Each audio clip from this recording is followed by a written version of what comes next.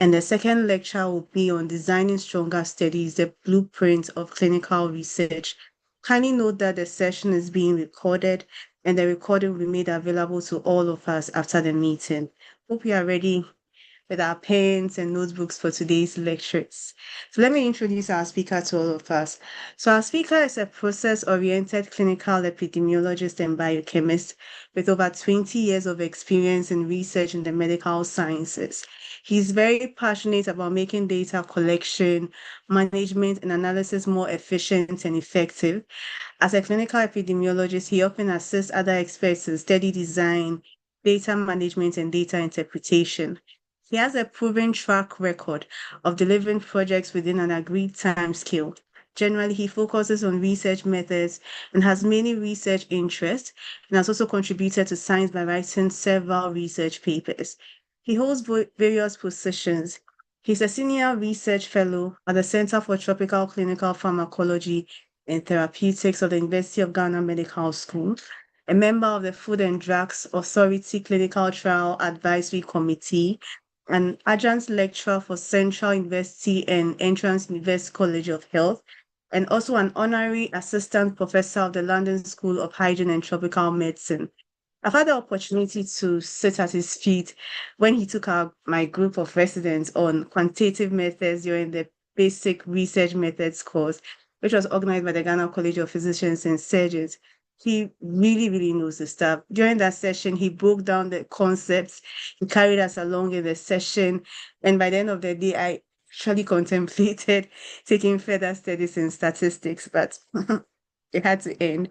I believe that at the end of our session today with our speaker, we'll have mastered some basic concepts in statistics and gained knowledge on how to design stronger studies.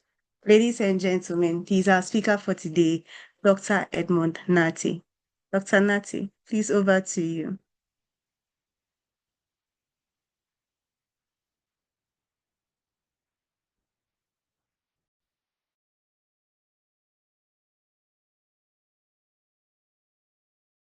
Thank you so much. And such a strong introduction from our moderator. She called me this afternoon, and I do have a number, and I was wondering where I got it from. All right, thank you so much. And for today, we are just going to break down biostatistics into its minimum level.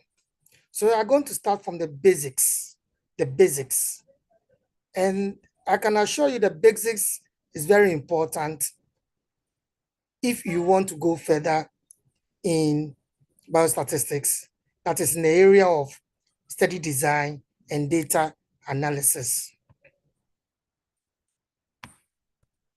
So I'll start with the definition, the types of statistics, and then the understanding of some basic terms. If we talk of population, what are we referring to? Sample, what are we referring to? Then the types of data we have, and then we move on to the scale of measurement. When we talk about statistics, basically, it involves methods that we use in collecting, organizing, analyzing, interpreting, and presentation of data. But why do we go through all these 5 points? It is simple to make a scientific decision, such that if you are asked, why did you make this decision? Why did you decide to move from Adjirigano to come and stay at East Legon? You can provide, or whatever, maybe is Adjirigano to come and stay at Spinters. You have to provide evidence. It's based on data you have collected. It could be that it's simply that the traffic situation is huge. So when we talk about statistics, the collection, the organization, the analysis, the interpretation, and the presentation of data for us to make a good decision. and that is a scientific decision. Basically, statistics is divided into two aspects, the theoretical and the applied. The theoretical aspect of statistics is more of the mathematics with all their symbols, their Greek symbols. But that's not what we are interested in. What we are interested in is the applied statistics. And when we talk about applied statistics, what are we referring to? Descriptive statistics, where we are interested in how we organize and display data through tables, graph, summary measures like mean, median, mode. That's descriptive. And I always tell my students that no matter the volume of data you do have, your results section should always start with descriptive statistics. This will tell the outsider that this is how my population looks like before you go to the inferential. And the inferential, we are looking at what are the factors associated with something. Inference, to make an association statement, to make a prediction, to make a forecast, and that refers to as what? Inferential statistics. So you realize that in most results aspect of thesis, you have the descriptive aspect and then the inferential statistics aspect. We use statistics for so many things. In areas of health, we use statistics to improve the quality of care and service delivery. Because you see, as you are delivering service to people, we don't know about their satisfaction. By collecting data, we are able to determine whether they are satisfied, and then it gives us room for improvement. The budget that is going to be read in a few weeks' time is based on statistics. The inflation rate, the BOG policy rate is all based on what? Statistics. And that is why when you come to the government sector, the statistical agency is under the Ministry of what? Finance. But that is very, very important agency. We use population census for national development. At what rate is our population increasing? And is the population increasing evenly, or are we having more of the youth? These are all areas that we use statistics for. In businesses, when you see MTN giving you some short messages, a survey to respond to, they are just collecting data to know the satisfaction or ways that they can use to improve upon their sales. In the area of economics, in the area of agriculture, and even the pharmaceutical sector, we use a lot of statistics. In fact, even in our homes that we live in, we use statistics a lot. The moment you are giving your salary or whatever it is, at the back of your mind, you have calculated how much is going to fuel, how much is going to the upkeep of the home. All this is based on what? Statistics. If not, at the end of the day, midway in the month, your money will finish. So in fact, statistics, we use it every day in every part of our life. Even as we drive our vehicle, the volume of fuel we have in our vehicle, as the gauge keeps coming down, we know that if you don't buy fuel within the next 2 days, our fuel will get finished. Good. Now let's look at some basic terms in statistics, especially in biostatistics. So when we talk about population, we are referring to objects, items, individuals. As per nutrition, we are looking at what? Babies, mothers, whose characteristics we are interested in studying. So that becomes our population. Now, there are 3 levels of the population. We have the target population. So your target population in any inferential statistics may be children, children in Ghana. That may be your target population. But your source population or your study population refers to the children that you have access to. Assuming you are working at Korle Bu Teaching Hospital, although you want to make a statement about all children in Ghana, those that you have access to becomes your source population or your study population. And these are children found at the pediatric unit of the hospital. Then your sample refers to those in the study population who partook in your study. So you have a target population. Your study population refers to those you have access to. And therefore, any one of them can be part of your study.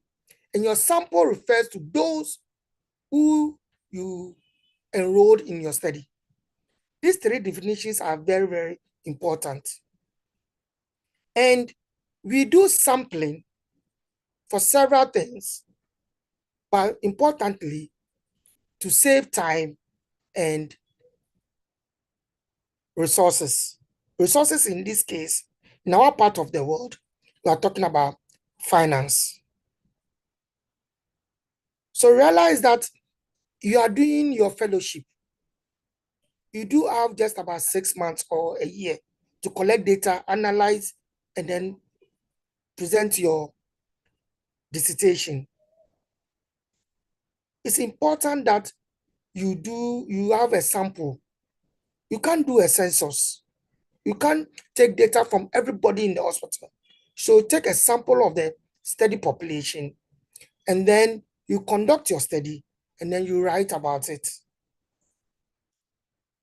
So this is a diagrammatic aspect of what I said earlier.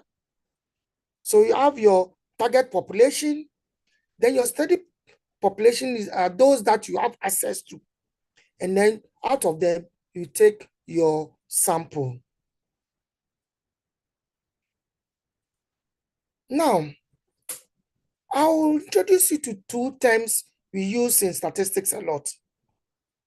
What is a statistic and what is a parameter? What is a statistic and what is a parameter? All right, so if you come to the study population, assuming you want to find the mean age of children at the pediatric unit, assuming you measure the age of every person in the pediatric unit at a point in time, you can calculate the mean age. You can easily calculate it. Now, that mean age is what we call the parameter. But in studies, we are not able to get everybody to be in our study. So we take a sample. When we take a sample of maybe 50 children and we calculate their mean age, that mean age of those 50 children in the sample is called a statistic. And then the population, the mean age of everyone in the children's department is called the population parameter.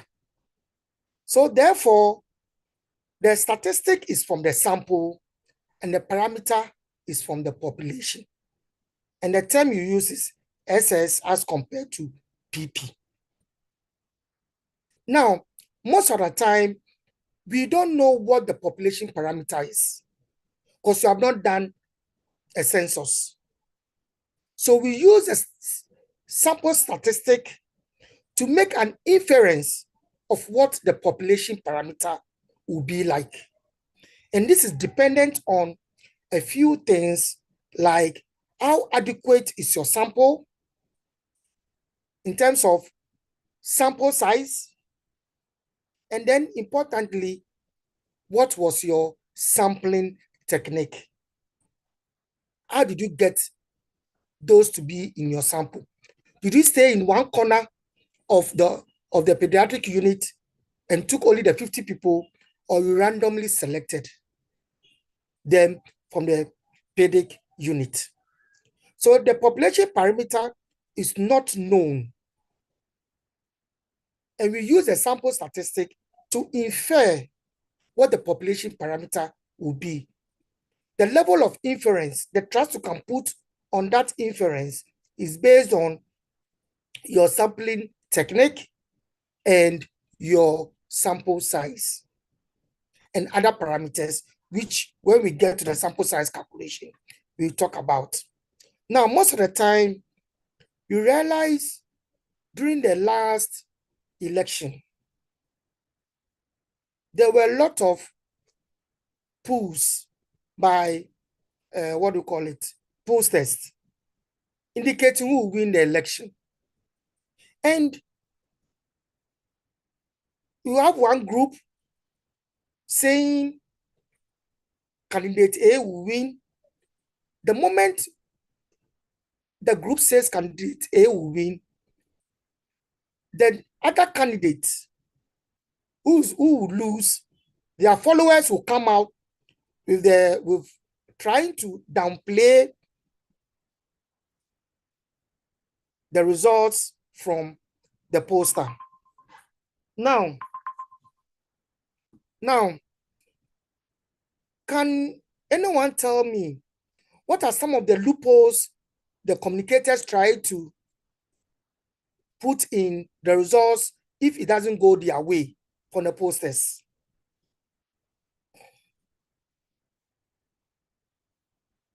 Statistics is interactive, so please, I want us to be interactive a bit. I want us to carry along. Hello?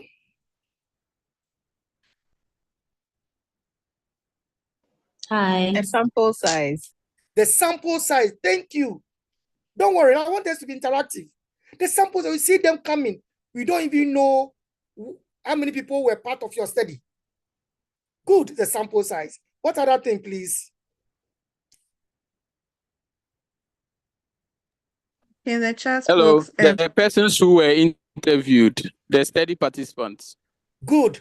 We don't know where they came from. We don't know the study participants, where you got them from.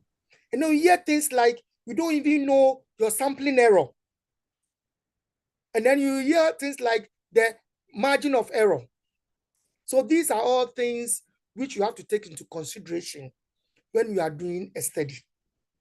That's why when it comes to, and of course you hear people saying that you don't know if you know your sampling technique. You get it? So these are all areas you have to take critical look at when you are conducting any study for clinical research. Good.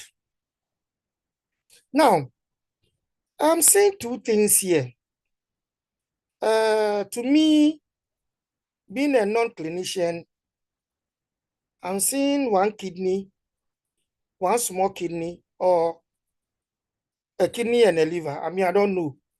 So can someone look at it and tell me what's on the screen? A volunteer, please.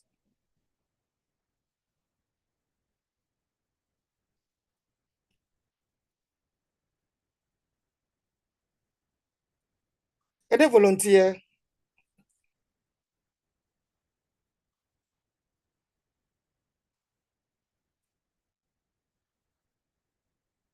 All right.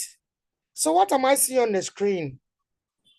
I'm seeing on the left a population, and that will be the study population on my left.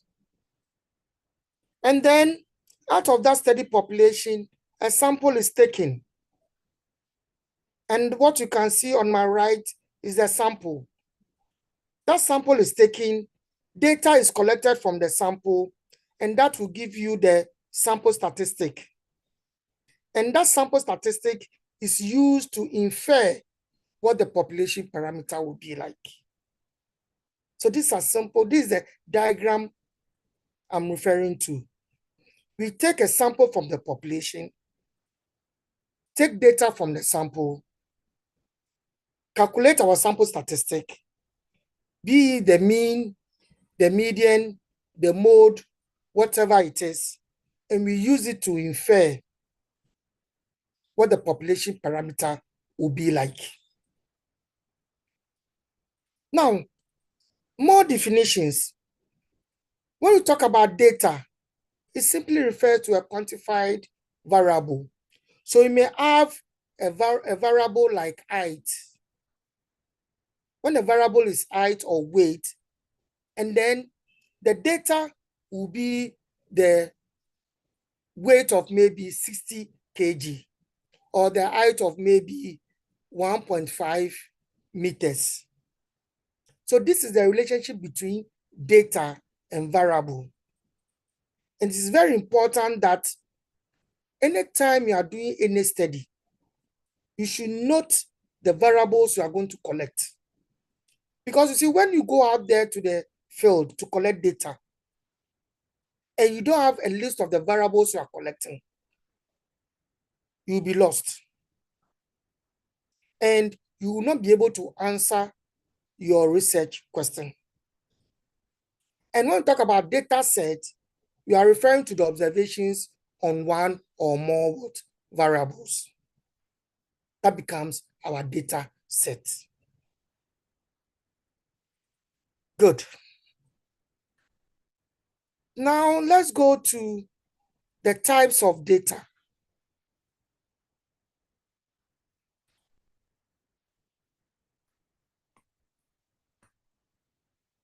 The types of data. Basically, we have two types of data: the qualitative data and the quantitative data. Qualitative is also referred to as categorical. I'm sure most of you know categorical data. Whereas quantitative is referred to as numerical. Now, I have to make a caveat here. I'm referring to quantitative stroke qualitative data, but not quantitative or qualitative study. Now, quantitative stroke qualitative data is in reference to quantitative study. When you talk of qualitative study, we are talking about studies which involves the social scientists, where they look at the views of people and those things. That is qualitative. And when you do a qualitative study together with a quantitative study, we call it a mixed study. I have to confess that before now, much emphasis has been placed on the quantitative study.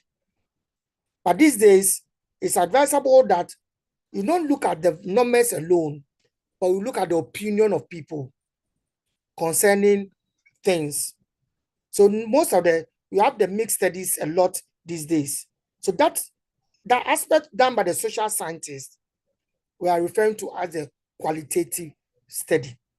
But in this case, I'm referring to quantitative and qualitative data. And qualitative data is also referred to as categorical data. And quantitative data is also referred to as numerical.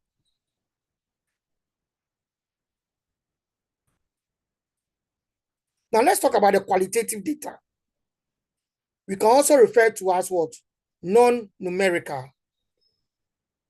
They also refer to as non-numerical because they don't assume numerical values. They don't assume numerical values. If you decide to enter numerical values for them, for you to input into your computer, remember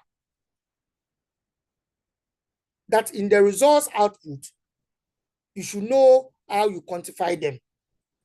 Now, there are some variables that can both be collected in the qualitative form and then the quantitative form.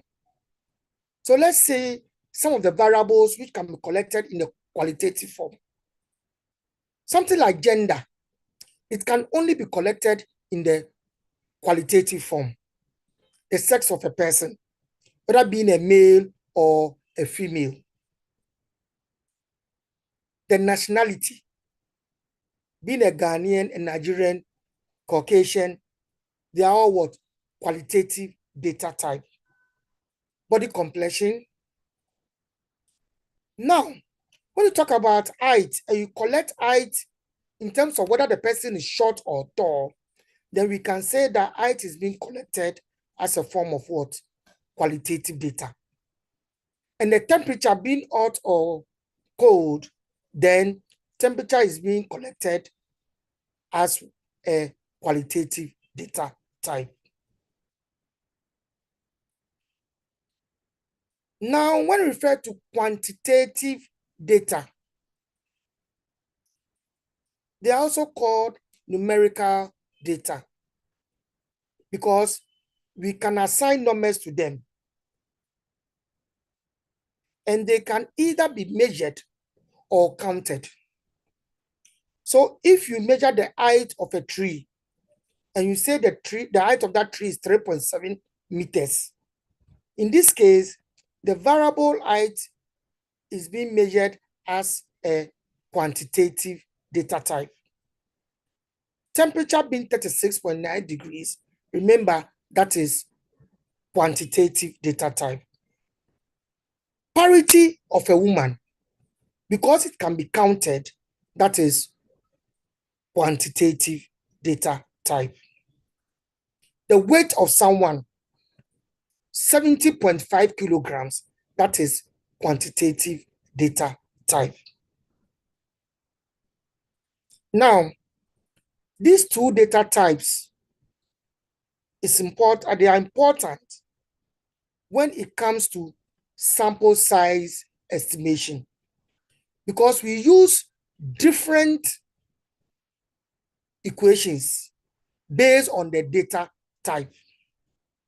If the data type of the parameter you are interested in is continuous, then we use a particular type of sample size calculation formula. However, if it's categorical, then we use another type. So this is very important when it comes to the sample size estimation and even the type of analysis you do. Now, the quantitative data type can further be separated into discrete data and continuous data. Quantitative data type can further be separated into the discrete and then the continuous. When it comes to discrete, we are referring to data type that assume only integer. The integers is what? A positive or a negative whole number. So when it comes to the discrete data, it can only be what? Integers. So for example, the number of children in the family can never be 2.3. Can never be 2.3. Either a 2 or a 3, a 4, a 1 or a 0. There are no fractions between two values when it comes to discrete data type.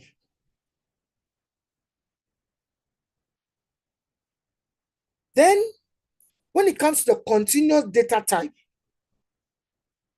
they are measured and not counted. So realize that you can measure the hemoglobin level and indicate that it is 11.2 grams per DL. You can measure the body height of someone and say that person is 1.65 meters. You can measure the body weight and say that the person is 60.5 kilograms. They can contain between 60 and 61. There can be 60.5, 60.2, 60.72. That is what we are referring to as continuous data type. Then, let's look at the scales of measurement. The scales of measurement. This is also very important, and it's a subset under the data types. After you have the data types, for each variable, you should know how you are measuring it in terms of the scale. So you can have the nominal scale, the ordinal scale, the interval scale, and the ratio scale. At this stage, the nominal scale is the qualitative data type. Qualitative data type. The interval scale and the ratio scale are always continuous data type. When we get to the ordinal, we will discuss it. Now, the scale of measurement will determine the amount of information that is contained in the data. And of course, what type of interpretation can you do to it? And then, what type of basic mathematical operations can be done on it? When we go through the examples, you realize what I'm talking about. It's very important that you identify your scale of measurement for every data type you are interested in collecting.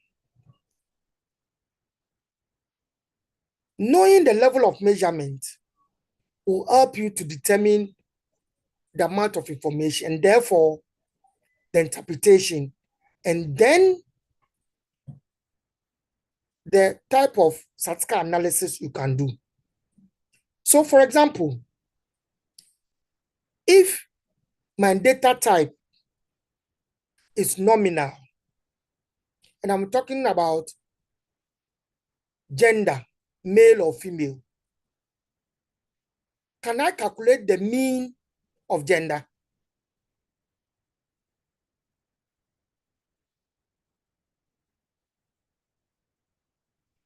Hello?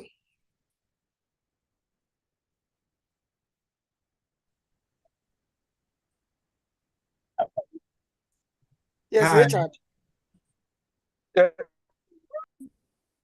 Yes. Can I calculate the mean of sex? Is it possible No. for me to do that calculation? No, sir. Why not?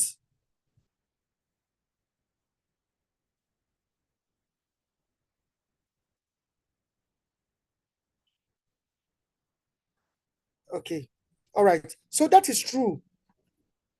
Because sex was measured as a nominal data type.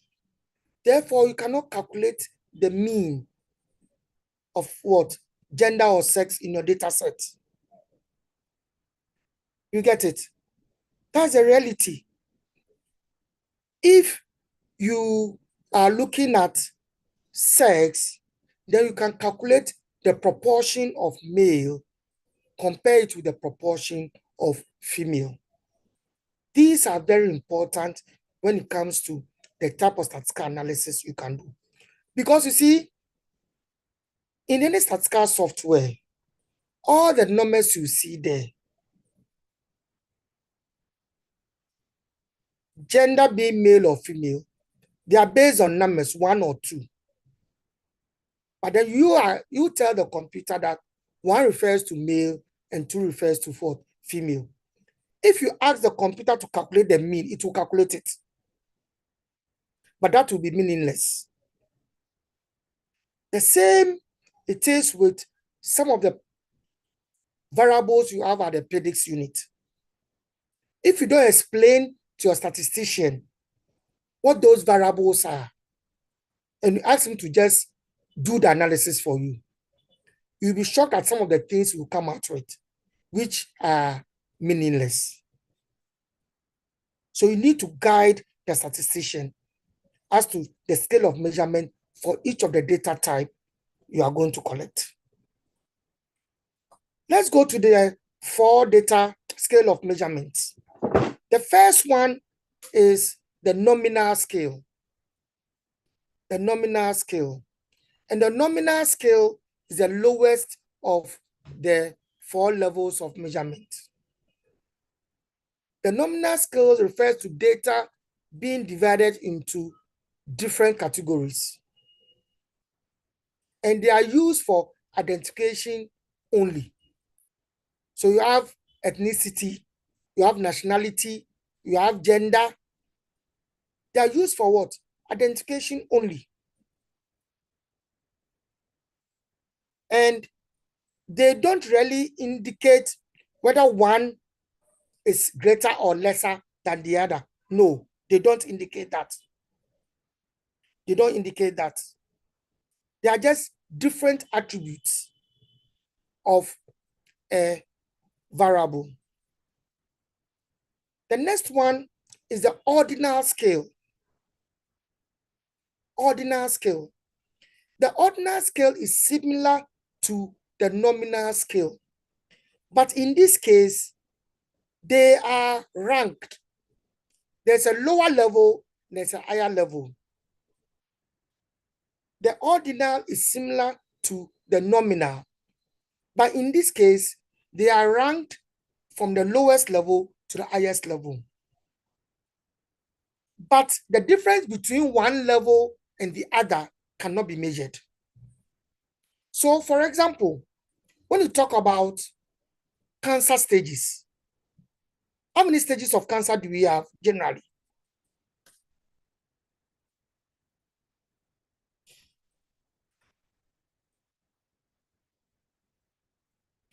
Hello? How many stages of cancer do we have generally?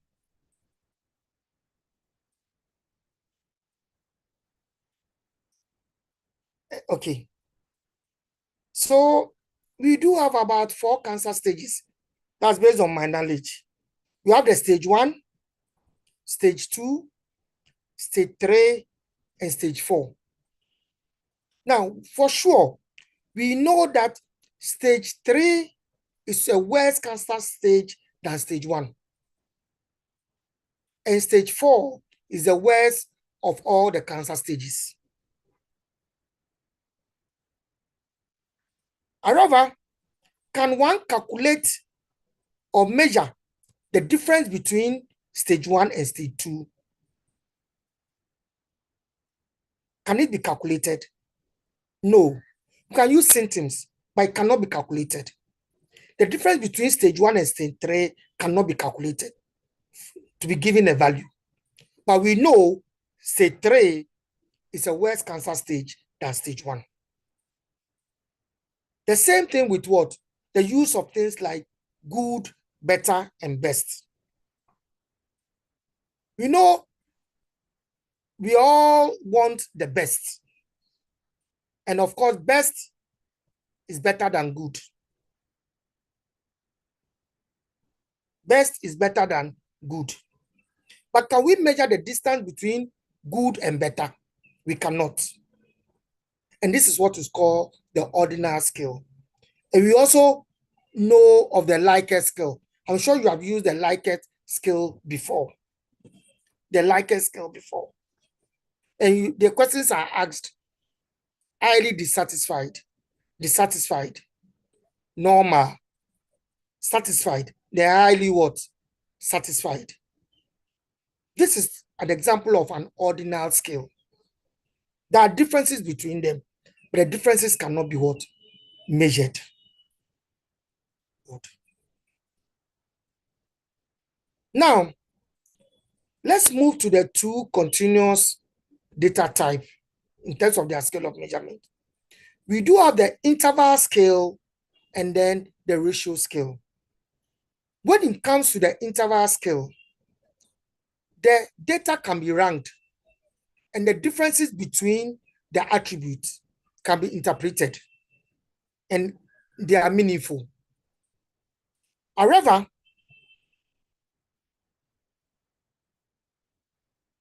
0 is set arbitrarily. There's no natural or inherent 0. So when you talk of degree Celsius or degree Fahrenheit, not Kelvin, Fahrenheit or Celsius, 0 degrees, does it tell you, is it the absence of temperature? No. It's not the absence of temperature, but it's 0 degrees. You get it? That means when we say 0 degrees, it is not a natural 0. But the difference between 2 temperatures can be measured and interpretation will be useful. However, with interval scale, ratio does not make sense. An 80 degrees C is not twice as hot as 40 degrees. We don't do that when we're dealing with what? Interval. But the difference between 30 and 40 degrees C is the same as the difference between 70 and 80 degrees C. But you cannot divide 80 degrees C by 40 degrees C and say that 80 degrees C is twice as hot as what? 40 degrees C. The last and the highest level is the ratio scale. And with the ratio scale, you can perform all the mathematical operations on, all the arithmetic operations on.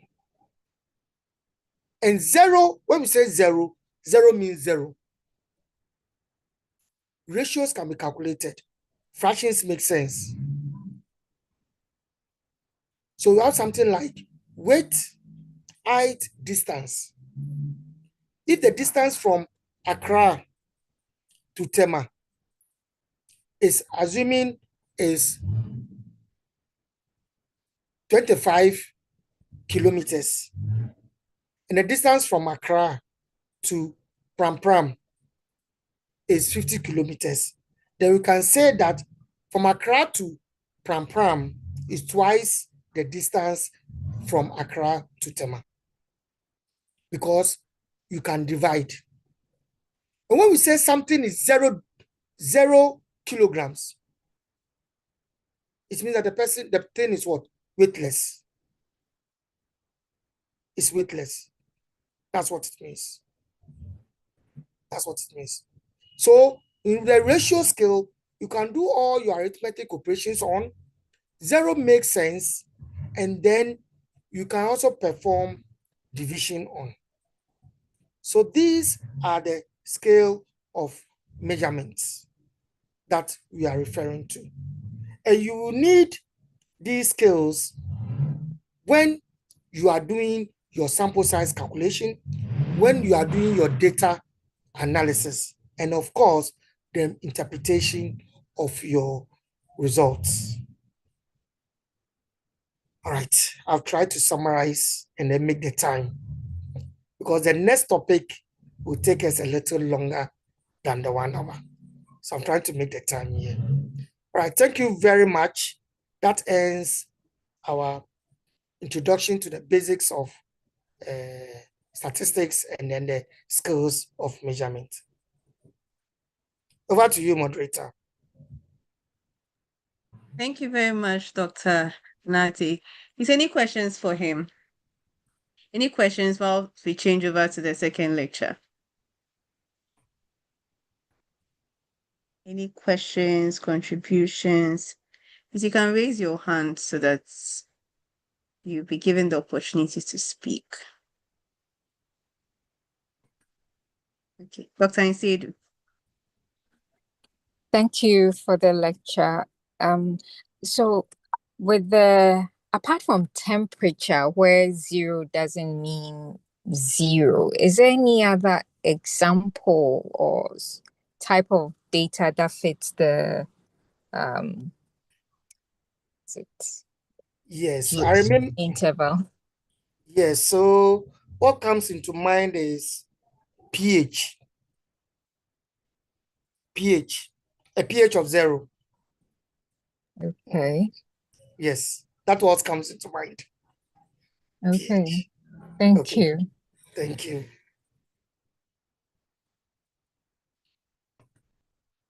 Is any other question or contribution?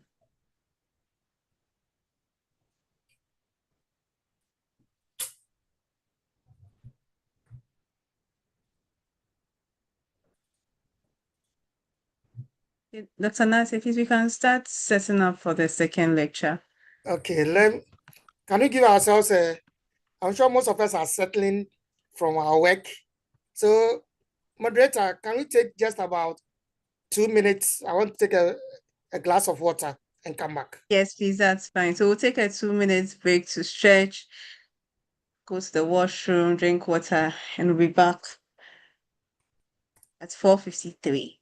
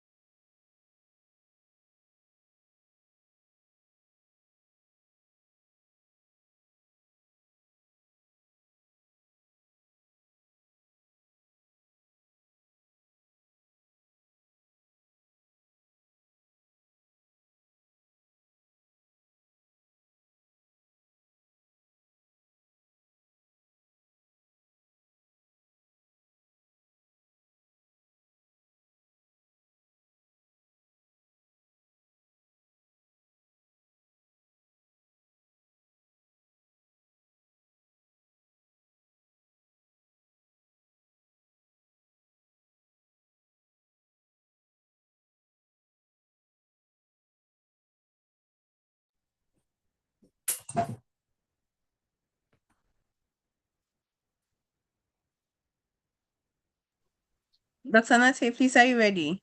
Yes, I am. Okay. All right. So our second session, we are going to talk about designing stronger studies. And that's the blueprint of clinical research. We are going to walk through the various study design and then look at the strength of each study design and, of course, the limitations of each study design. There's no study which doesn't have a limitation. I'm going to explore all those limitations, such that when we are picking a study design, we are well informed and we acknowledge our limitation. So we're going to talk about the research pathway and then at which point the study design junction comes in. Then the importance of study design, the types of study design, and basically we are referring to the experimental and the observational. And then we'll conclude. But before I move on, we'll be using some terms a lot. Exposure, outcome. These are not strange words. They are things we deal with every day. We're going to go through a few examples. So we have an exposure and an outcome. So if I put an exposure as smoking, layman, when you are exposed to smoking, what will be the result? The outcome of smoking. You can give me the outcome.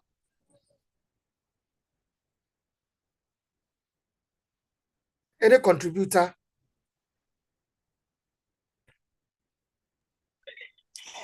Cancer. Lung cancer. Smoking is the exposure. The outcome is lung cancer. Now, it's important that in any study you are doing, you identify your exposure and your outcome. Your exposure may be more than one, but identify them.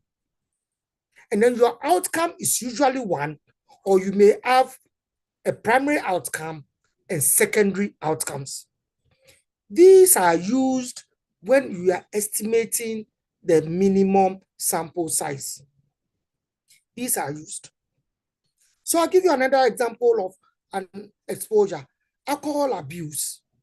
And when you tend to drive, then you are prone to a motor vehicle injury.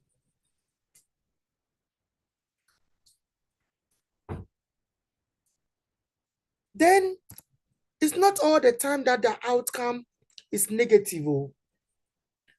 So when a child is vaccinated,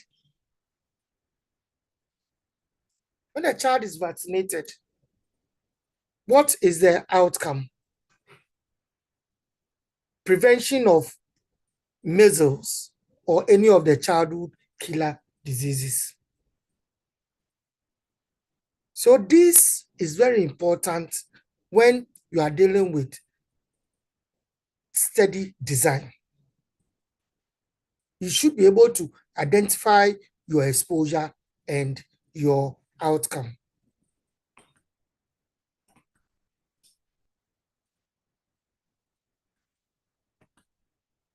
Now, let's look at the research pathway. Usually, you define your research problem, you review the literature to know what has been done in that area of research. What are the gaps? Then you may formulate your hypothesis. After formulating the hypothesis, then you have to design your study. You collect data, you do your data analysis, you do your interpretation.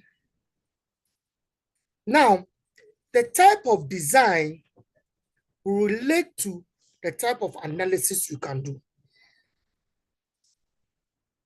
So most of the time, what I do is to, I call it reverse engineering. What type of statement do I want to write as my conclusion, as my results?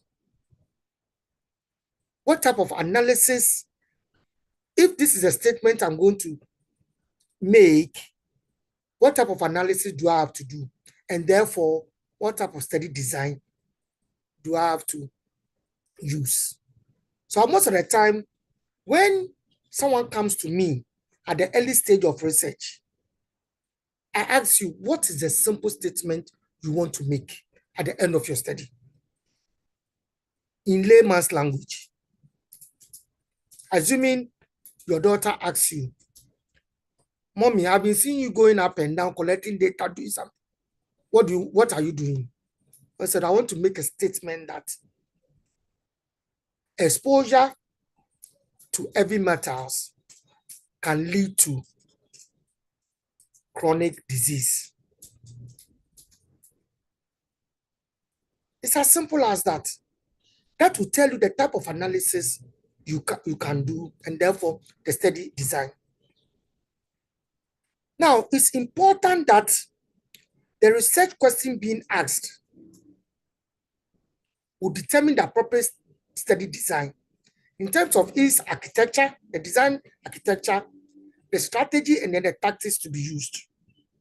And we are going to delve into each and every one of them. Now, it's important that you always ask a good research question.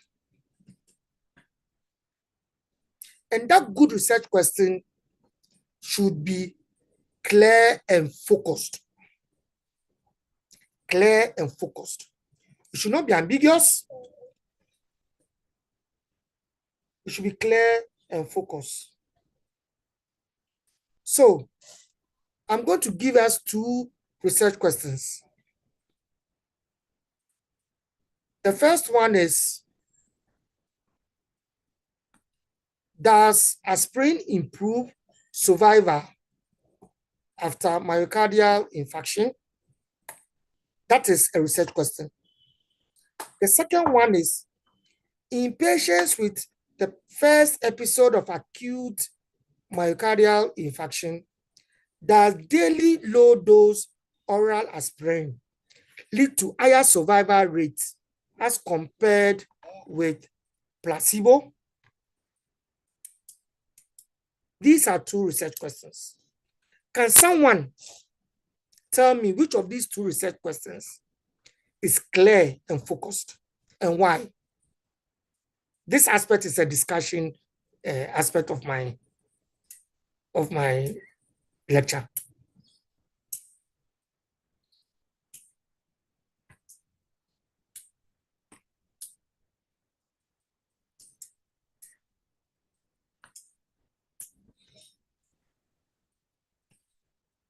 I'm waiting for contributors.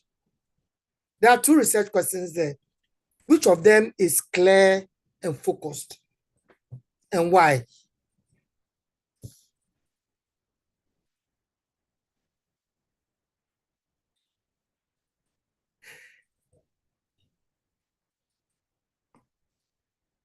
Should I call names?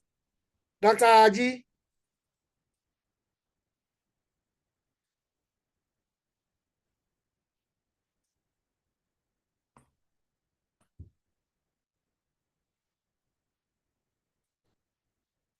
Am I online? Yes, please, you're online. We can hear you clearly. Okay. So I want contribution. Oh. There are two questions there. You can ask, you can respond to which of them is clear and focused. And why do we think that particular one is clear and focused? Hello, Dr. Nate, can you hear me? Yes, I can hear you, please. Hello, can I be heard? Yes, you can be Yes, heard. we can. Continue, Richard.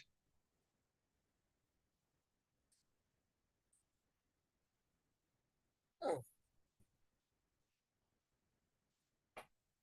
Any contributor, please?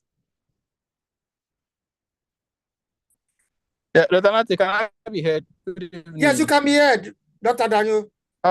Yes, great. Yeah, so I think the second question is research question is clearer, it's more focused. The investigator has told us the number of myocardial infarction the person should have gotten. He has told us what he is going to do, giving aspirin and comparing it to the use of placebo. Whereas the first one is very broad. There are a lot of probably other questions that can be asked. How many times or how many myocardial infarction should a person have survived? Thank you very much. Yes. So the first question is talking about the steady population. Only, yes, Dr. Opon. On and on. Thank you.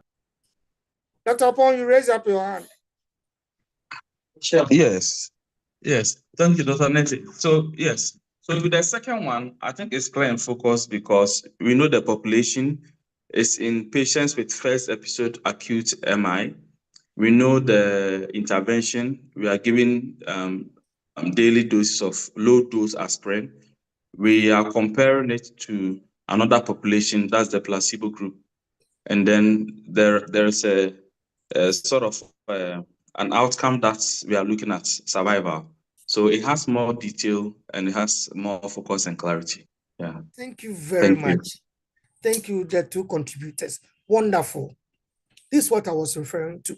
So you see, in all this, we have mentioned the exposure. We have mentioned the outcome. We have mentioned whether there's an intervention or not. And we have even mentioned the steady population. So this becomes what? A clear and focused research question. And at this stage, I will leave you with what are the architecture of a focused research question. You should talk about the patient or the population of what problem is being addressed. And that one, we call it the P. Then we have to talk about the intervention or the exposure we are interested in. So we call it the I. Then we talk about is there a comparison group? That is the P. And then, is there an outcome? What is the outcome or endpoint? And that is the O, PICO, and then the S becomes the study design. The moment in the question 2, the moment we talk about low dose, daily low dose oral aspirin compared with placebo, what comes into mind is an intervention study. So our focus is on the study design. And that's what this lecture is going to talk about. The type of design will determine what data is collected, how the data is collected, where the data is collected, and when the data is collected. Specifically, when the data is collected. Then the type of design also determine the type of statistical analysis you can do. For example, if you decided to do a cross-sectional study, it means that you cannot report incidents. You can only report prevalence. If you decide to do a retrospective case control study, then you cannot report relative risk. You can only report odds ratio. So the type of design will tell you the type of statistical analysis which can be done. And therefore, any inferences that you are going to make. And the type of also design will determine what to report, and then the limitations to acknowledge. Importantly, the limitations to acknowledge about your study.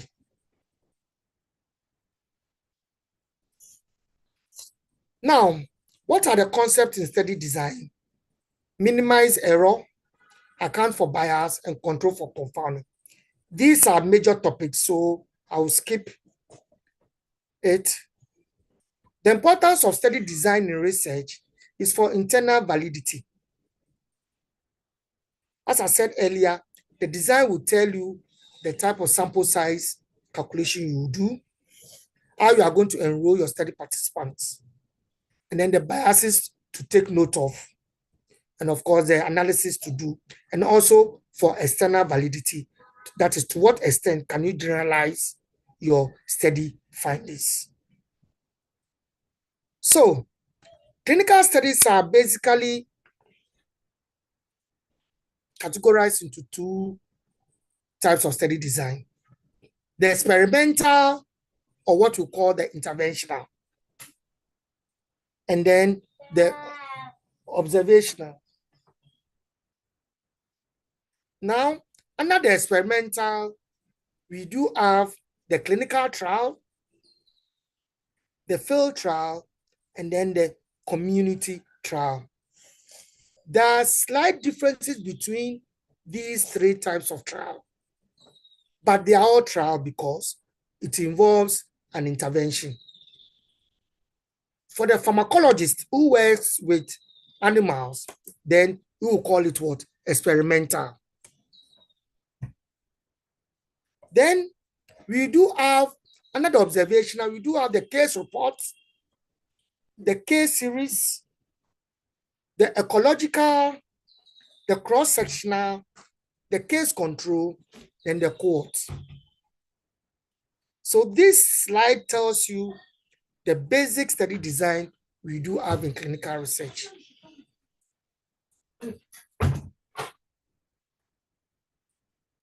Now, let's talk about the experimental. With the experimental or the interventional study,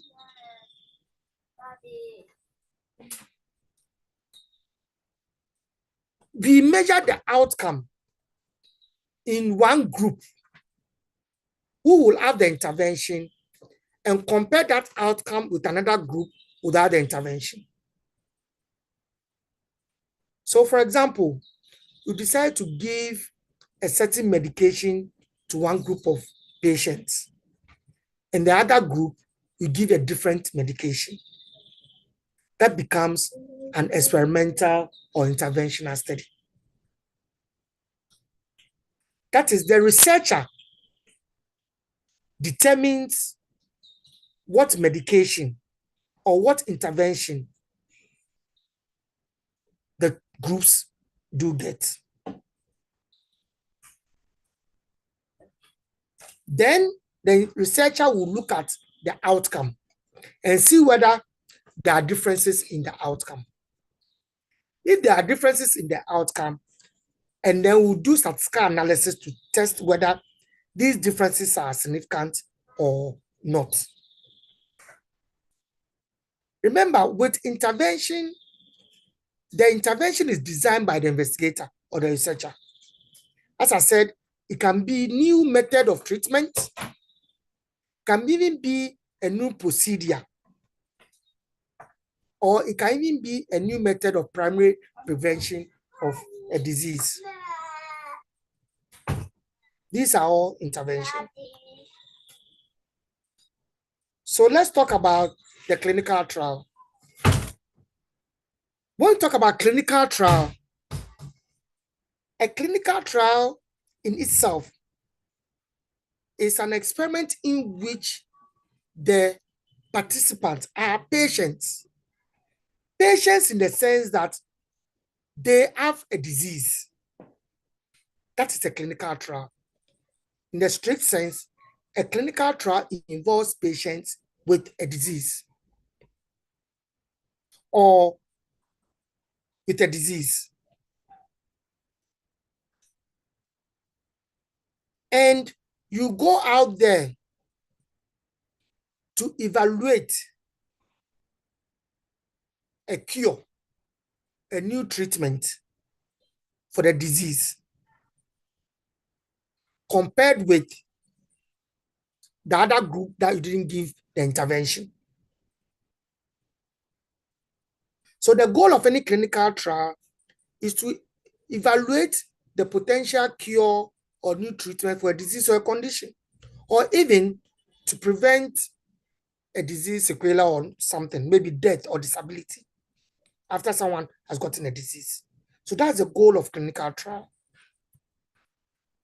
And we will say that the clinical trial is the most convincing of all the study design, including the observational study.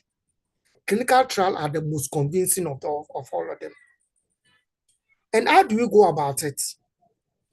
We recruit our study participants and randomize them to either get the intervention or the comparator.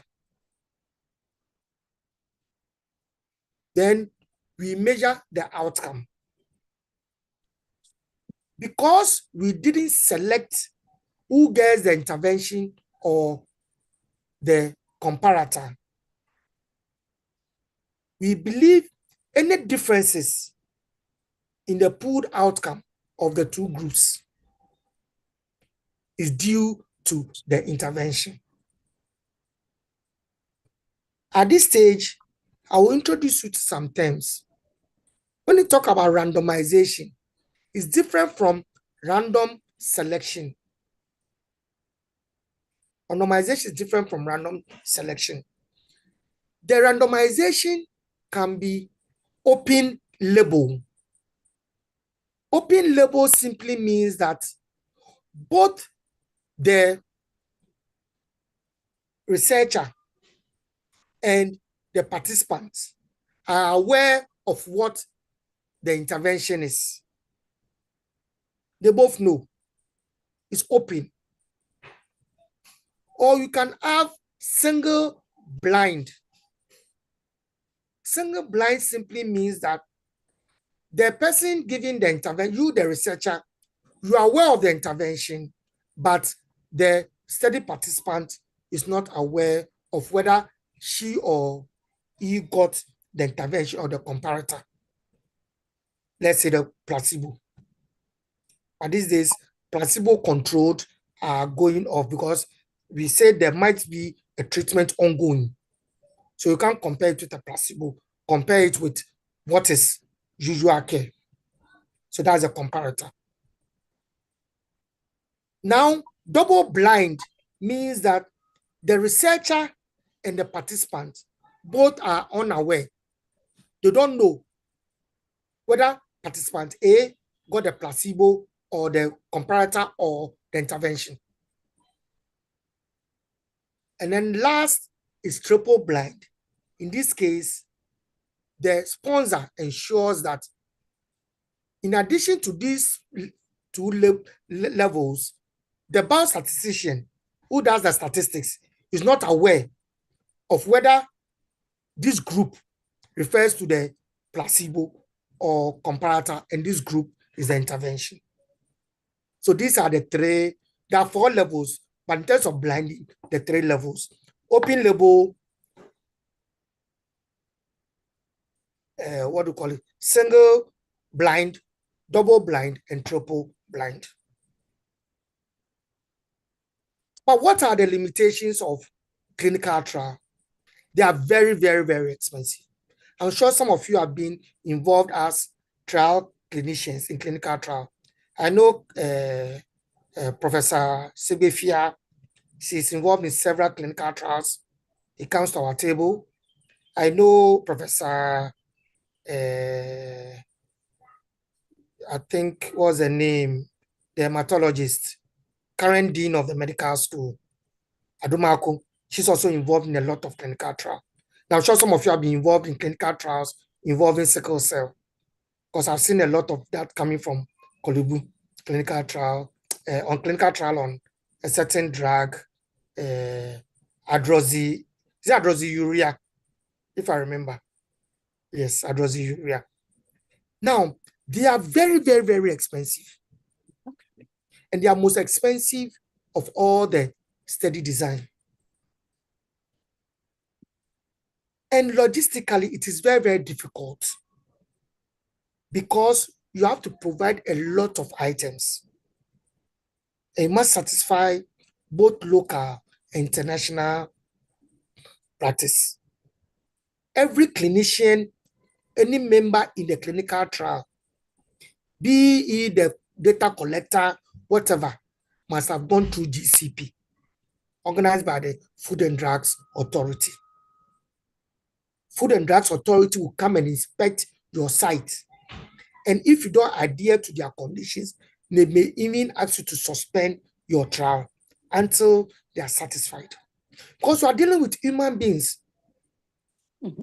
And before you can even do a trial, your protocol will be scrutinized.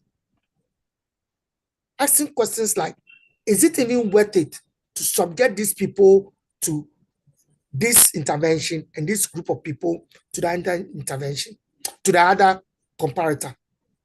And you must form a DSMB, that's the Data Safety Monitoring Board, made up of prominent people in that area who will occasionally specified stage look at your data and see whether it should be stopped or not. Because if you are doing a clinical trial and you intend to recruit 50 people, and after recruiting 20 people, it is clear that the intervention is not working, what should you do? You should stop. Why subject all the 50? And these are things you have to calculate, and we call it futility. You break the cell futility. You must also have people who are ready to take what you call adverse SAEs, serious adverse events. Document the moment they occur. Within 48 hours, you must send a report to the Food and Drugs Authority. Even if it's a conditional report, later you follow it up. And there are ethical constraints to clinical trial. There are some clinical trials that you cannot do it. Because ethically, you cannot subject one group of people to this, another group to the other thing. And people think that clinical trials are a bit artificial. Let's go to the field trial. The field trial is similar to the clinical trial, but in this case, the study participants are not patients. They are people who don't have the disease. And you are looking at, can you give them something which will reduce the risk of developing a disease? So that becomes what? A field trial. So that's the difference between a clinical trial and a field trial. But I will say that both clinical trial, field trial, and community trial are all called, most people call them, they are all clinical trials, and they all must pass through FDA. What are some of the advantages? It's believed that it depicts real situations. That's very, very important with a field trial. And it can evaluate interventions which are aimed at reducing exposure without necessarily measuring the occurrence of a health effect. Logistically, it's also complicated, and it's a very expensive endeavor.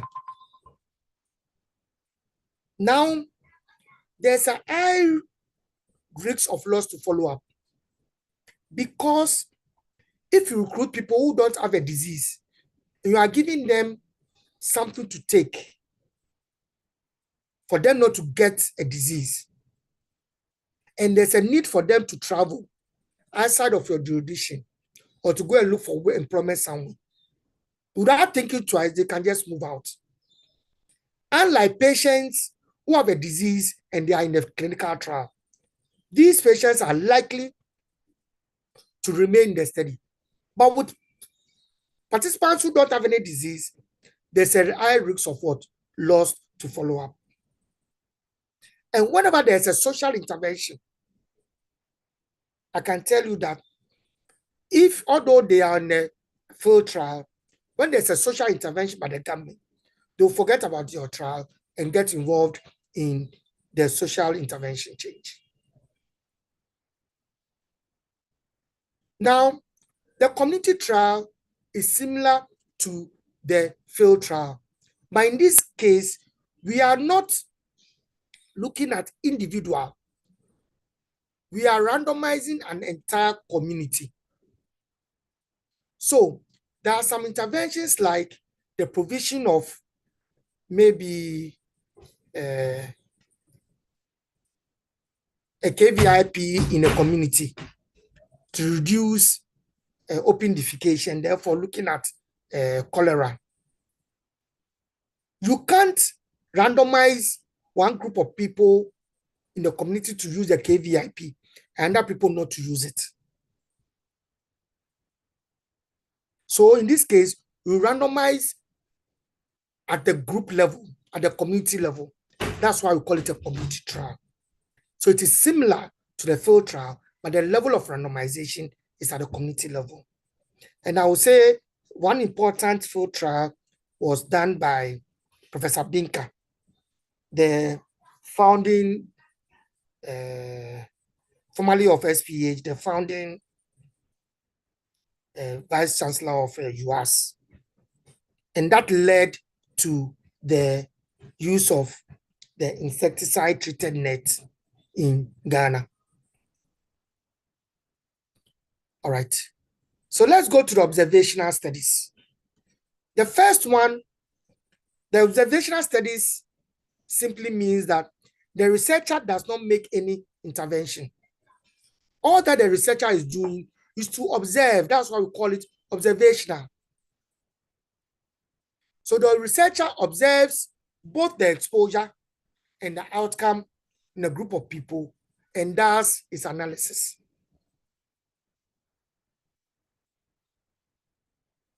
So for example, if we want to associate smoking of cigarettes to lung cancer, there's no way we can do a clinical trial.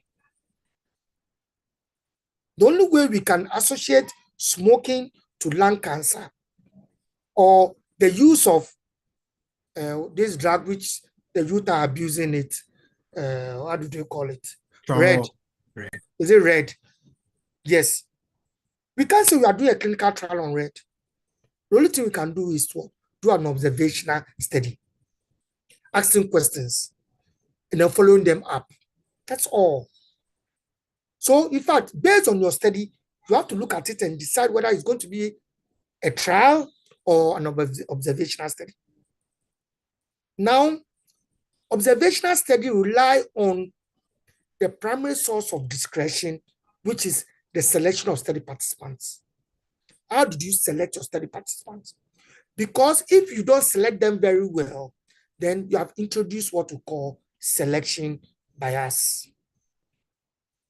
And selection bias can lead to erroneous conclusions. Case reports is just reporting on one person. Maybe you see an unusual symptom, a sign, a diagnosis, a treatment, a follow-up on one child, which is different, which is novel, which is unusual. Then you write that. Those of you who are in medical school, you realize that if you take a look at the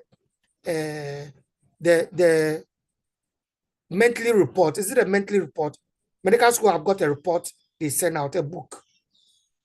You realize you have what we call the case report, where they describe whatever they want to about one person or a treatment. Something happened and a child came in with serious injury. What they went through, and they were able to cure that child. Very novel, very unusual. That's what we call a case report. In this case, we are referring to one person. So it can be an unexpected relationship between a disease and a symptom. We know this disease, these are the symptoms, we know about it. But in this case, the symptoms the person is showing for this disease are different. It is time to report this as a case report.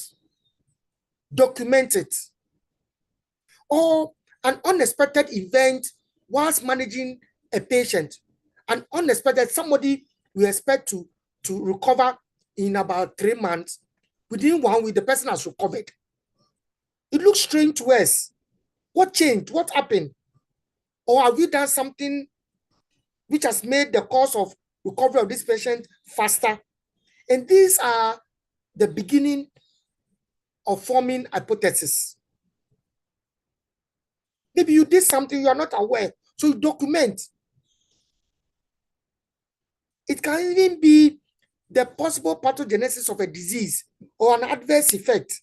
You gave a child a particular drug, and all of a sudden a particular adverse effect comes out, unusual, or a rare features of a disease, or a unique therapeutic approach in managing a disease. These case reports are useful for generating hypotheses. We use them to generate hypotheses. And then later, you test this hypothesis with a more rigorous study design. But for you to generate this hypothesis, you have to be what? Observant. You have to be very, very observant. The next is a case series. It's similar to a case report, just that we have more than one case report with the exposure or the outcome similar. Maybe about 5 patients. You saw one today, one in 3 months' time. They all have the same symptoms. You're asking yourself, what is happening? When you group all this, it becomes a case series. Becomes a case series.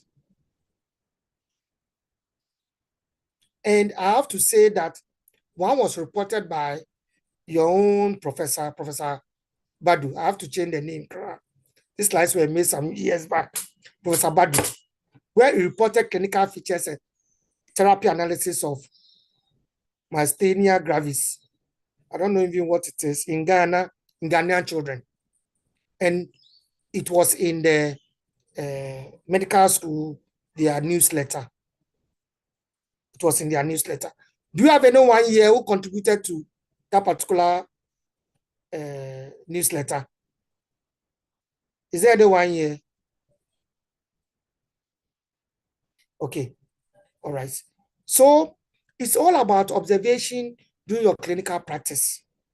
You open your eyes, observe, and then you're on the way to go.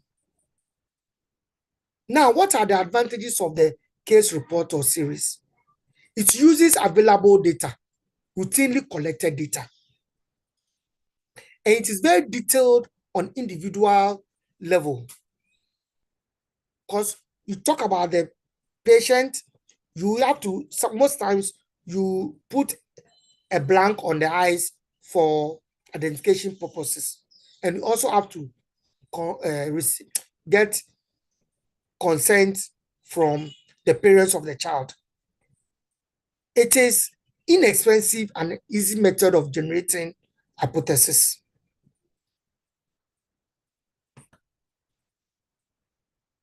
Very, very inexpensive and easy method of generating hypothesis. However, what are the limitations? For all you may know, what we are seeing as a case report or a case series is due to the experience of one person or one clinician, and may not be actually what it is. And remember, there's no explicit comparison group to compare. And of course, it cannot be used for testing hypothesis. For you to test hypothesis, then you have to have what? A comparator. The third is what we call the ecological or aggregate study. And this is done over a community where you observe. And normally you do it to observe maybe the coastal community with the hinterlands. We use it to examine trends and exposure, and whether the trends do coincide. You can examine trends over time or across geographical boundaries. And that's ecological study. We can use it to, advantages that can be used to investigate differences between different populations. Or you can even use it for study group, to study group specific effects. We have group specifics, then we can use it to study whether the effects are group specific. It is very inexpensive, convenient, and there's availability of data at the group level, maybe coastal land. However, you cannot use ecological study to link an exposure to a disease in one individual.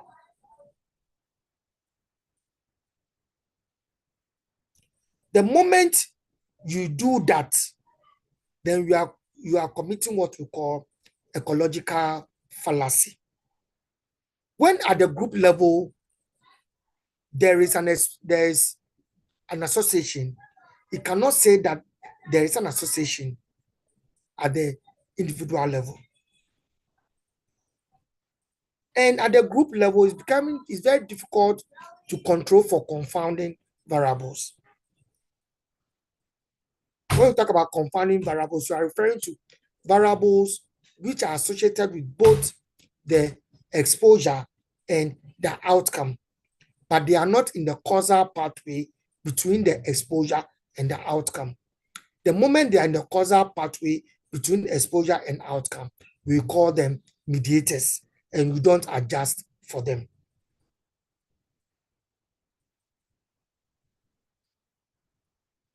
Okay, so we are going to our last three study type, and most of you do know about these study types. The first is cross-sectional. So cross-sectional, we are simply referring to a snapshot of an outcome and exposure at the same point in time. A snapshot.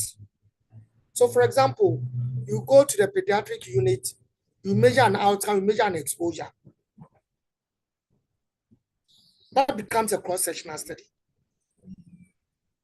For big cross-sectional studies, we have the multiple indicator cluster survey, the Ghana Demographic and Health Service. These are all cross-sectional study. There are many used for generating hypotheses, but they can be used to measure association depending on how the data you take and how you design your study. So you see in books or in literature, they are written descriptive cross-sectional study and then analytical cross-sectional study.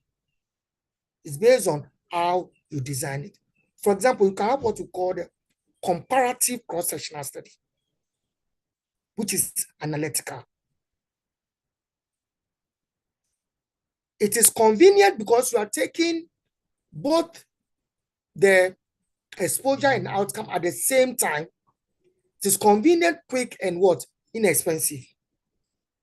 And because you are taking both the exposure and the outcome at the same time, you can take several exposures and several outcomes. You can even use standardized tools that like the MIX, the DHS, like there are several standardized tools for data collection. And it can provide an estimate of prevalence. And if you do cross-sectional study over a period of time, in time periods, you can even get trend data. However, if both the exposure and the outcome data were collected at the same time, how do we know whether the outcome came before the exposure or the exposure before the outcome?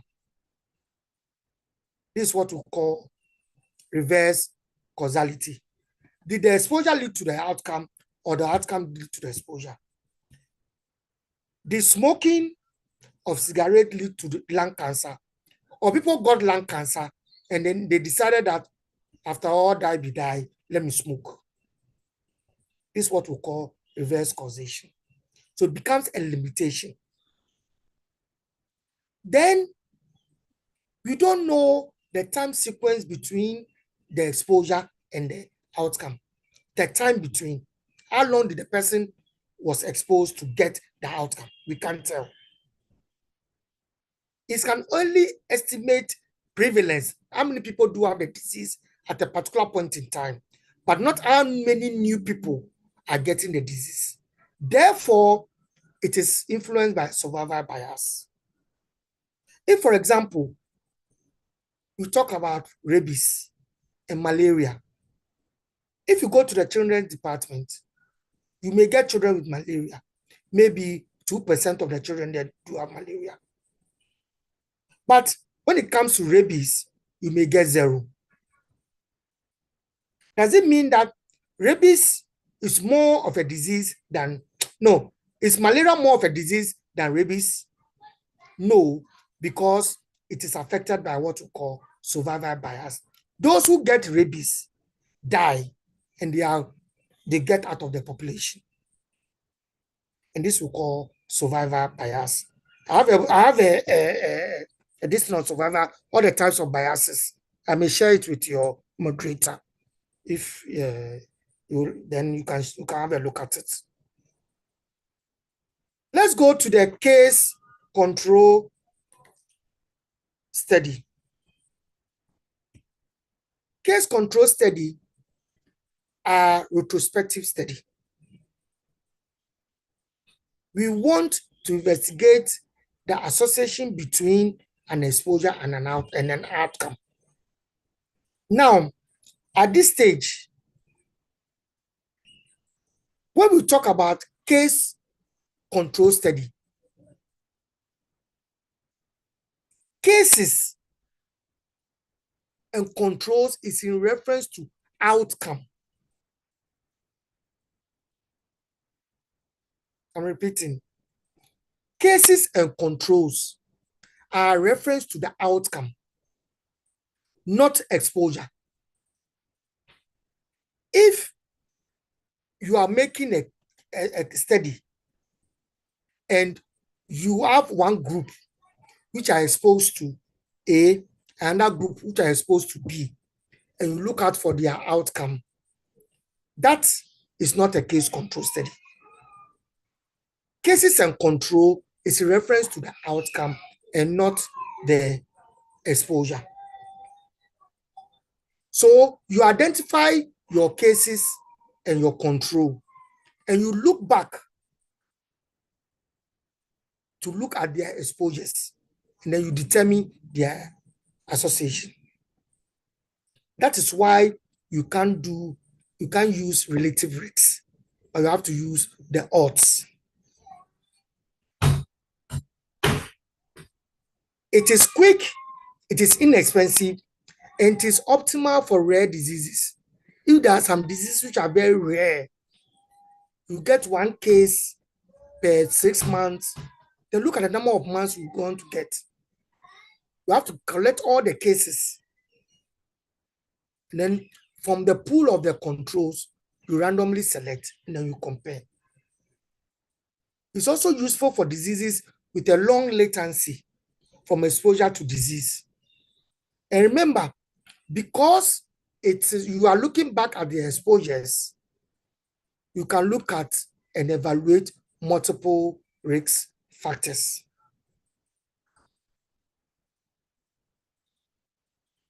Now, there is a confusion out there between a comparative cross-sectional study and a case control study. As I said, case control study refers to outcome. Comparative cross-sectional, we are referring to exposure. You compare one group with the exposure and that group without the exposure. So these are the differences between a comparative cross-sectional and a case control study. What are some of the limitations of case control study? It cannot calculate the incidence rate of the disease. The selection of controls is very, very problematic.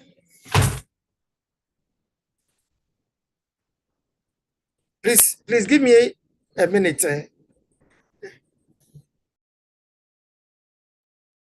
Sure.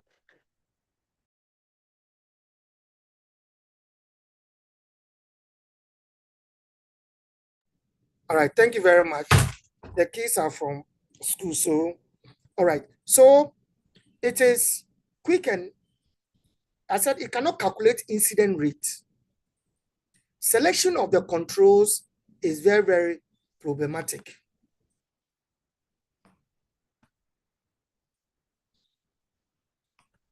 Now, there is a possibility of a biased exposure data. I'll explain it to you. If we are looking at,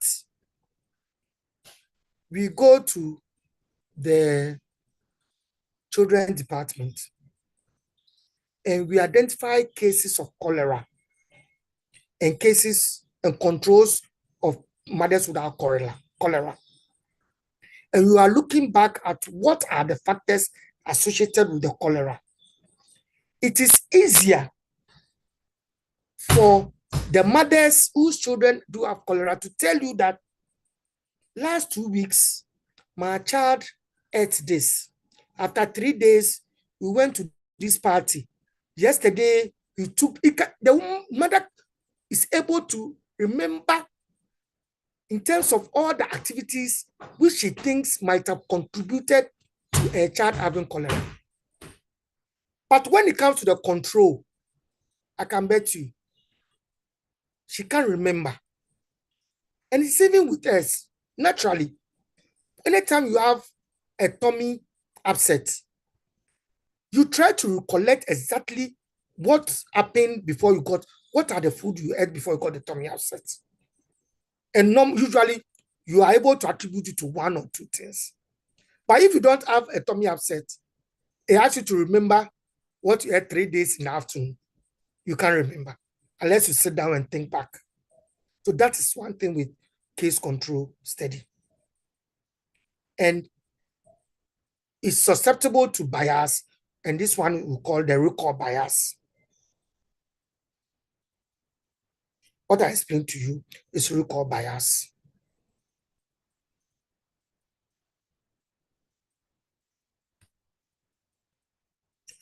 Let's go to our last section, and that is the cohort study. And the cohort study is the highest among the observational study.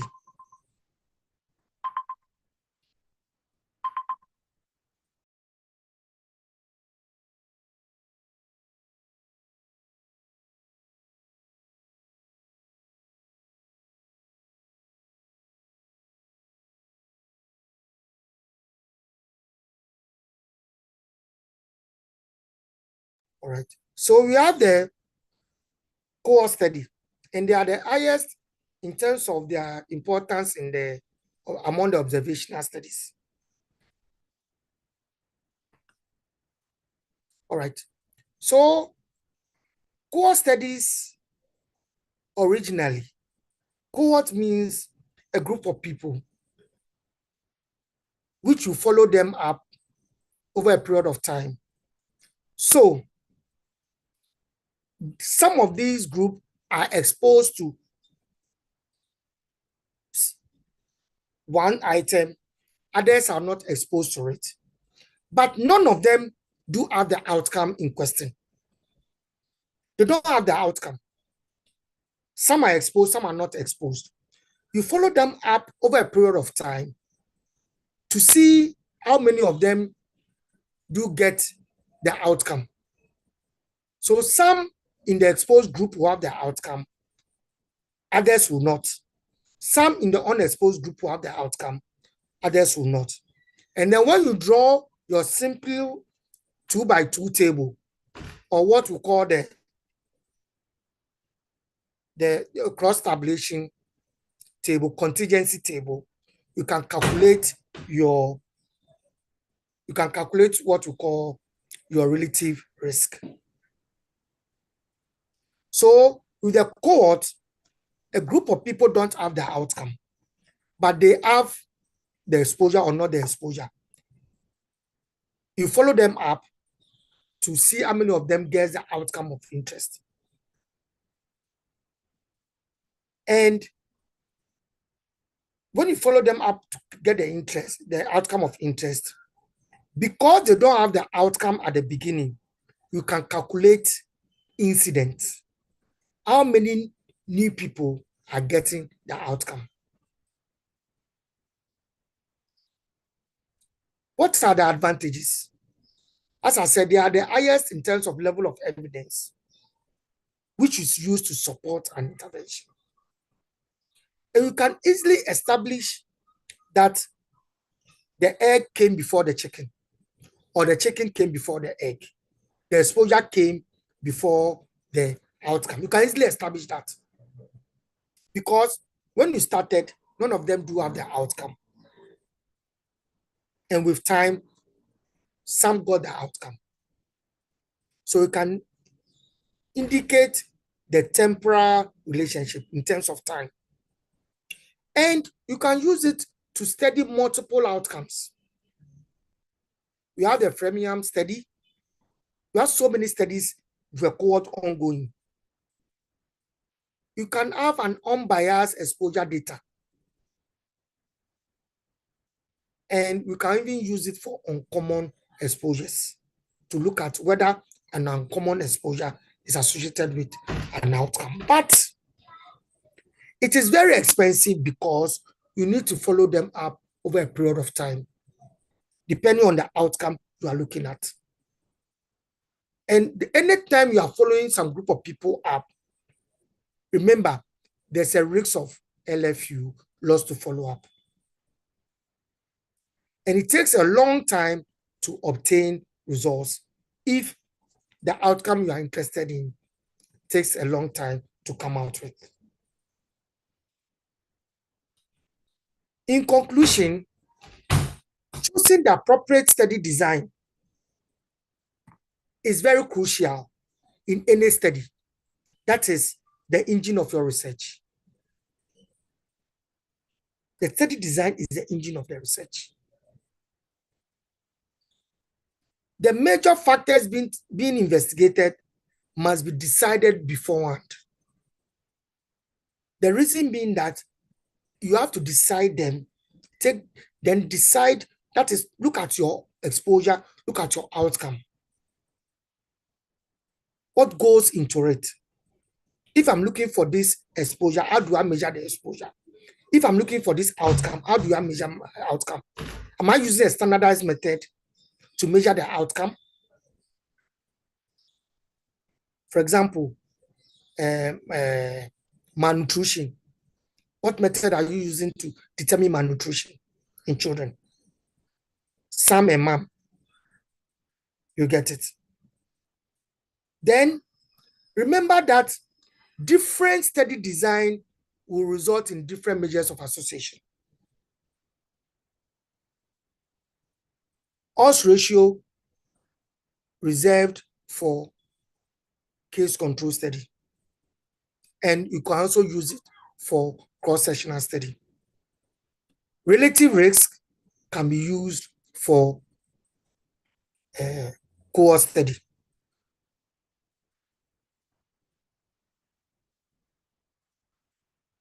Remember, each study design has got its own strength and weakness.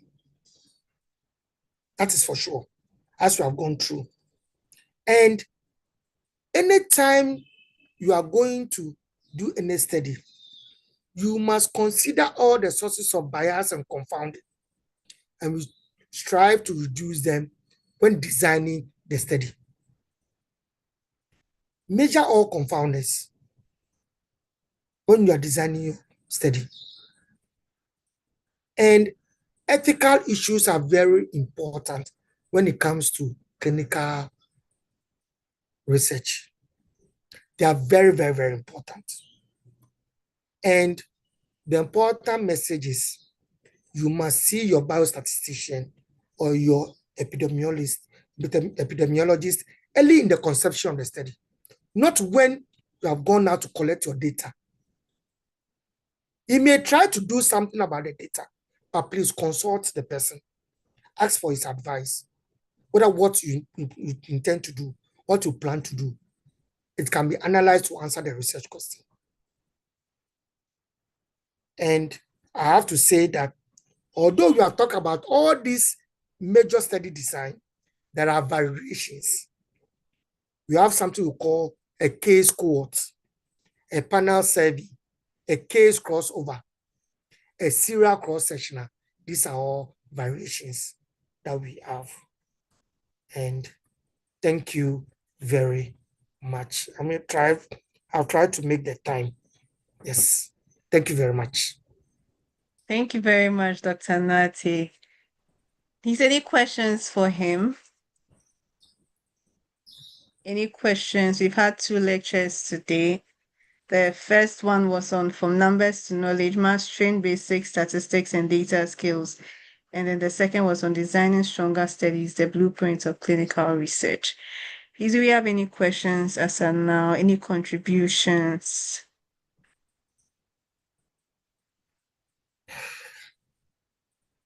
You can raise your hand or you can type it in the chat so it can be read out. Okay.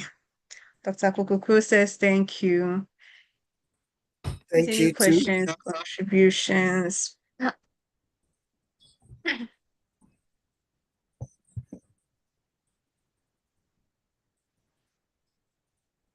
I have friends at the pediatric unit, so when you see them, they can bring you to me. I have very good friends in your department at the Kolivu place. You can talk to Hilda, you can talk to what's the name? You can talk to Hilda, you can talk to What's the name? Abna. Yes, Abna. Abna is a good friend. Yes, I have a few of them. Okay.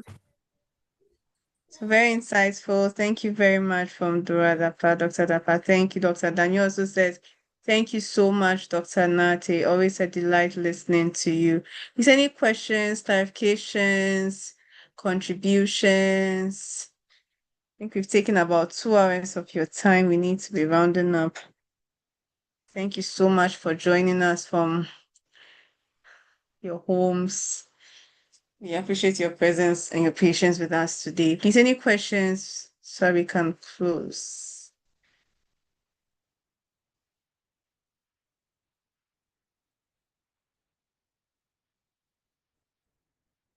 Okay. All right. Is any last words, Dr. Boy? Please, do you have any last words for us since you're on the call? Dr. Nate, thank you. Thank you very much for Thank you making time too. to do this for us. We appreciate it. All right. Yes, please. And thank you to our moderator. All right. Bye-bye. Bye. Thank you, Dr. Boy. Okay, so we'd like to end with a word of prayer. Who should I call?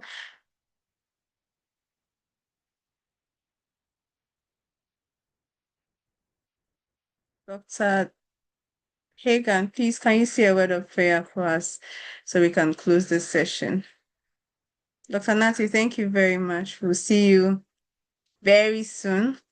Yes, Hopefully, we'll yes, contact you before we go and collect data so that we make your work easier. Easier, yes, please. Dr. Hagan, please.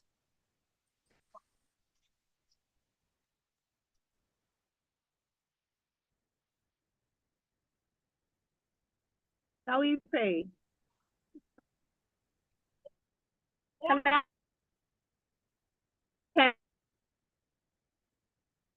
please? Hello? Hi, Dr. Hagan, we can hear Hello? you. Can I be Dr. heard? Hagan, yes, you can be heard. Hello? Dr. Hagan, we can hear you. Please. Shall we pray? Shall we pray? Yes, shall we pray?